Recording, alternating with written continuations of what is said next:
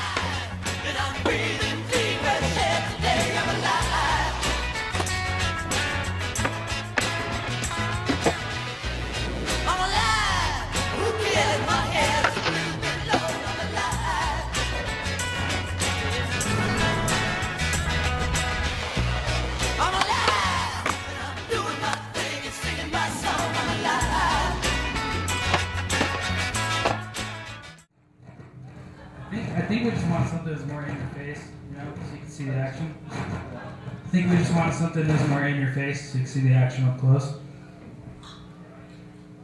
Right, but I mean, obviously you guys, I mean, you said it looked like either boom or dollies. Yeah, we were using dollies for the video, Okay. cranes. I think it's just with the new cameras, HD format, stuff like that, it's a lot harder to keep the camera still if you're like on your board all the time, you know? Those cameras have a lot more weight. The lens, fisheye, weighs a lot more, so it's just a way to make it more professional. Although I don't really think like the HD format frames skateboarding properly, because I don't know, if you have big shots like snowboarding and stuff and you want to cover this big, you need this big wide image, but for skateboarding usually the action's like kind of right there, you know, it's more of a box shape, you know? So it's just a matter of like learning to deal with the new HD format, and this was like, a lot of that was like high def, but we made it standard def, so it's more of just trying to mix the two mediums, you know? Right. But in the future we're gonna do all high def, you know? It's just a matter of time. So. Yeah, I mean, we're promoting obviously everybody moving, taking that move into high def, and it's throwing fits into everything we do because there's still not a standard format for a lot of that. Yeah. You know, we've got Blu-ray, we don't have. Are we going to do it on an HD cam deck? How are we going to show this? What are we going to do? Right. You know, so what's everybody going to do with their DV cams? And it's like poor guys are just when they get on top, there's something new coming out. But that's the great thing about action sports filmmaking. They're always constantly right on the edge, trying to find a new and better way of doing it. This guy right here, Salvador Dali, he's phenomenal.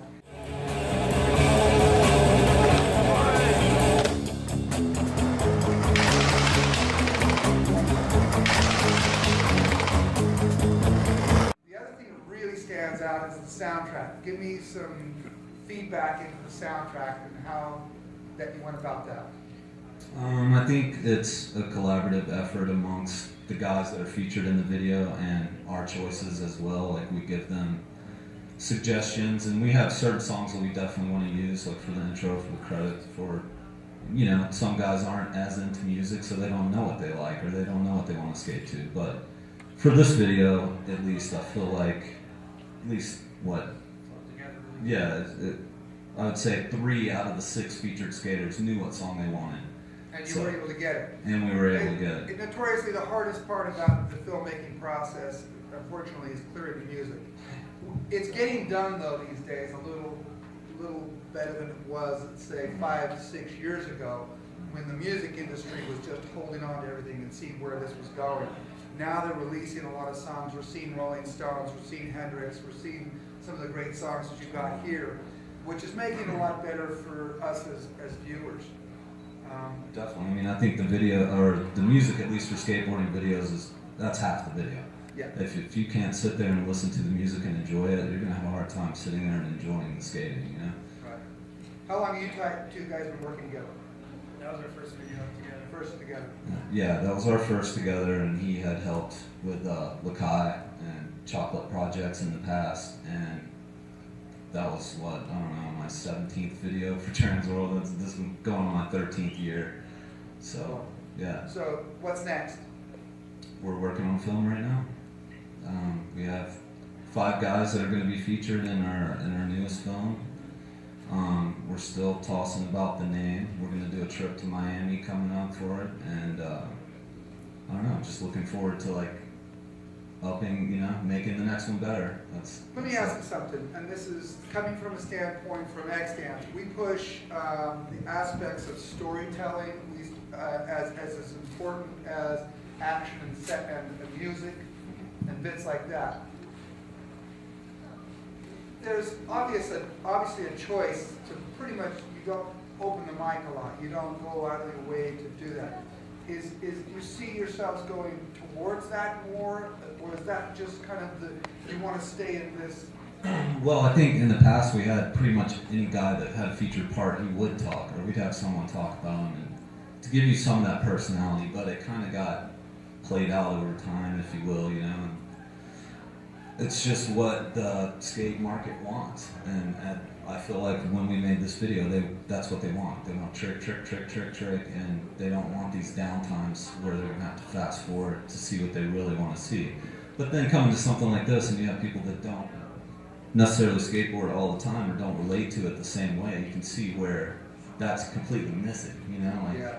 But also for this, we did an iTunes piece. We went to China and Australia, and that's more of a documentary. And that's like, we had a photographer kind of narrate the whole thing, and that was like basically our big trip for that video. We made into a documentary. Do you offer the that? best skating Do you for us. offer that with your material, like a dual disc? No, there's no dual disc. Yeah. We had it only available on iTunes. It's the only place you can get it. So, Right. which is good. It's a good new.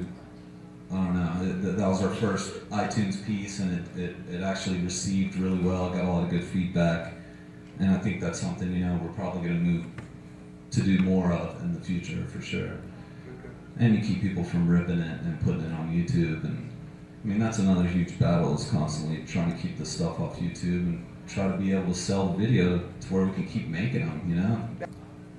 All right. Well, guys, thank you very much for allowing. Thanks for having us.